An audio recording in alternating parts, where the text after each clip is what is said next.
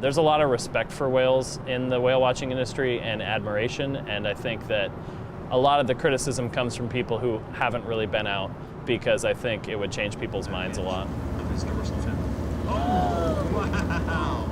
11 years ago, you were watching residents every day.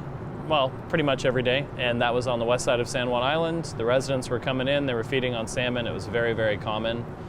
In the last 10 years, that's changed drastically. The residents aren't here that much anymore. They're going elsewhere to find their food.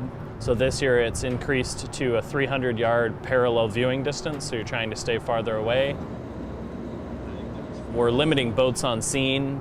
We're limiting time with whales. You have to be slowed down. You have to not be in their path.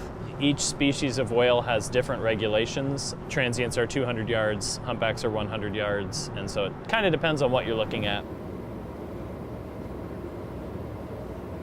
One of the things we talked about with the Orca Task Force was that there was all this publicity, but people are still wanting to come out and see whales, and I think that's a good thing because it lets people come out here and see, and it gives an exposure to the whales. I mean, part of the only reason that we know anything about them is because of whale watching. We're one of the biggest resources for a lot of these people because we know where they are. We watch them. We can tell the researchers when a whale's doing something weird or it looks sick, or